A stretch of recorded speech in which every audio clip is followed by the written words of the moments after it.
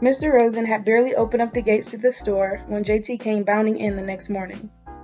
3 cans of tuna fish, please, and some masking tape, he said. Mr. Rosen frowned down at him, then reluctantly put the items into a bag and handed it to JT. Charge it, please, JT said, his eyes fastened to the edge of the counter. Mr. Rosen, not exactly happy with the transaction, got out his ledger and wrote down the amount. As JT started to leave, Mr. Rosen headed back to his meat compartment for the day's supply of meat. Mrs. Rosen stopped him, making him put on his muffler and hat. How many times do I have to tell you, she nagged. You'll turn into a frozen bird's eye vegetable. There. Geh uns eit. It's not Alaska I'm going to, Sarah. It's my meat compartment, Mr. Rosen grumbled. JT, glad Mrs. Rosen's attention was on her husband and not him, left the store quickly. He tiptoed up to the little house. He peered in through the window and smiled when he saw a wide eye peering back at him. The eye looked as though it had been awake for hours. JT put the eye patch around the cat's bad eye and secured it by taping it down with masking tape. Bones blinked up at JT as if in disbelief. He seemed to know he looked great in an eye patch. JT held up the bottom of a tuna can so Bones could see himself. JT thought he looked positively heroic, and he was sure Bones shared his opinion. They looked back and forth at each other. In honor of the occasion, Bones ate a heroic breakfast that morning. JT had brought iodine and Band-Aids from the medicine chest at home, and after Bones had finished the tuna, he looked over all the wounds and painted those not healed with iodine.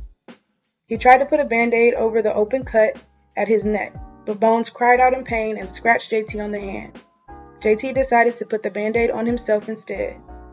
He petted the cat to reassure him that he understood he hadn't meant to hurt him. Bones purred loudly under the stroking. Suddenly, JT's hand went rigid. His palms began to perspire, even though it was cold. He could see Boomer and Claymore heading toward the house. He held his breath until he saw them cross the street and turn into another block. Apparently unaware of JT and the cat, JT thought they hadn't seen him, but he couldn't be sure. Rodine Gamble discovered that JT had been charging things to her grocery account a week later when she went to pay her bill. Mr. Rosen gave her an itemized list of purchases, which she studied carefully. She looked at Mr. Rosen puzzled by what she saw. It looked to me like there's been some mix-up. I never bought no tuna fish, she said. Mrs. Gamble, Mr. Rosen's reasoned. Would I cheat you? Believe me, your son.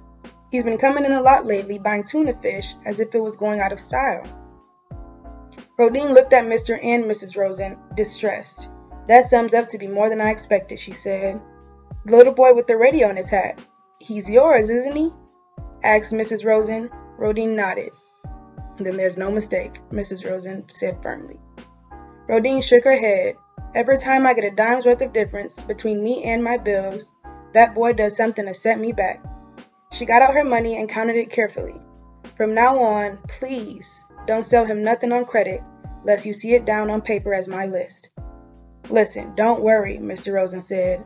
Mrs. Rosen spoke up. That's right, Mrs. Gamble, don't worry.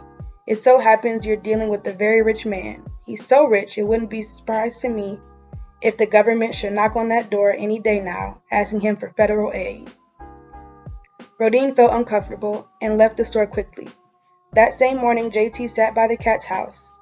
He was making a welcome mat for the grand mansion. Every day, he made something new for the house. Today, it was a welcome mat.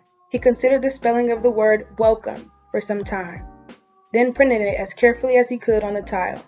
When he finished it, he put it on the front of the house for Bones to see. It was obvious that the cat liked it. Bones stopped purring when he heard the school bell ring. It usually meant that JT was about to leave, but JT did not leave. He hadn't left yesterday or the day before either, preferring to stay with the cat all day, playing builder and architect. The house was quite magnificent now, with a shabby kind of elegance about it, much like Bones himself. When the welcome mat was finished, JT played veterinarian. He had found a scrap of rubber hose, which he used as a stethoscope to listen to the cat's heart. He took the cat's paw in his hand and, looking at an imaginary watch on his wrist, pretended to take the cat's pulse. Then he checked Bones' heart. The cat looked up at JT as if to say, "Will I live?" Alrighty guys, so JT has been keeping pretty busy taking care of his new cat friend Bones. He's been buying him supplies, building him a cat house, and even missing school to do all of this. How do you guys think JT's mom will react when she finds out that JT has been missing school to take care of his cat friend? Also, how do you think she will feel about him taking care of a stray cat without her permission? Let me know what you guys think.